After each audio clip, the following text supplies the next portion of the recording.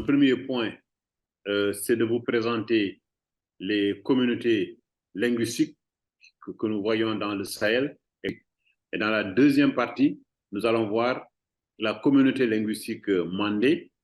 Nous allons voir l'aire géographique, où est-ce qu'on les trouve, et surtout, qu'est-ce qui fait les traits distinctifs de la communauté mandé. La communauté linguistique mandé, elle est remarquable également par son ancienneté, et qu'elle remonte à près de 5300 ans, mais elle se présente avec des branches très, très, très variées que nous allons voir. On en remarque trois. Il y a trois grandes familles linguistiques. La première grande famille, qu'on appelle la famille nulo-saharienne, c'est là où l'on voit le sonrail. Ensuite, nous avons la famille afro-asiatique. Et dans cette famille afro-asiatique, nous pouvons signaler trois langues. Le Haoussa, le Haoussa, une partie du Niger parle le Haoussa. Nous avons également le Haoussa au Nigeria. Nous avons la langue berbère, le Tamashárek, et il y a le Hassania, qui est une langue qui est parlée par les Maures. Et il y a le Congo-Niger. Le Congo-Niger, c'est cette famille qui va nous intéresser. Il y a trois groupes. Il y a ce qu'on appelle le groupe atlantique. Il y a le groupe Gour, souvent appelé aussi le groupe voltaïque, du nom du fleuve de la Volta, et le groupe Mandé. Ce sont donc trois grands groupes que nous avons qui constituent la famille Niger-Congo. Niger-Congo, la langue la plus importante est constituée par le groupe Mandé, n'est-ce pas? Et parmi eux, nous avons également des sous-groupes.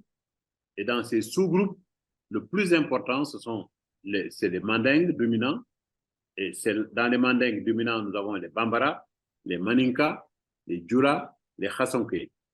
Et deux autres langues de l'Ouest, le Soninké et le Bozo.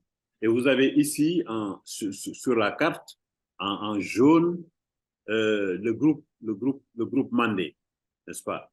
C'est la langue la plus importante en Afrique subsaharienne, en Afrique de l'Ouest subsaharienne. Et il y a à peu près 30 à 40 millions de locuteurs, c'est-à-dire de personnes qui parlent, qui non seulement comprennent, mais qui parlent la langue, les langues mandées. On la situe entre 5000 et 5500. Alors, quand on parle du terme mandé, on pense immédiatement à l'empire du Mali.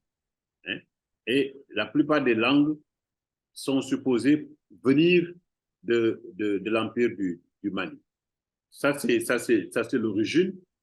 Maintenant, l'ère géographique. Les langues mandées sont aussi appelées les langues Wangara.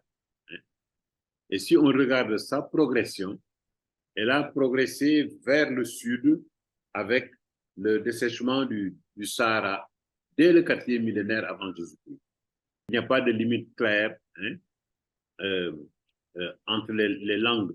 Il y a une tendance à considérer toutes les variétés mandingues comme des dialectes d'une seule et même langue. Donc, le mandingue, il est à peu près parlé, qu'on le retrouve au Mali, qu'on le retrouve au Burkina Faso, en Gambie, en Casamance, au Sénégal ou en Côte d'Ivoire. Il y a quelques variations, mais pour l'essentiel, la langue mandingue reste la langue mandingue et c'est la langue la plus importante dans le groupe mandé. Et ce qui se dégage comme conclusion, c'est qu'il y a une communauté linguistique très dynamique. Et l'on constate la grande variété du monde mandé.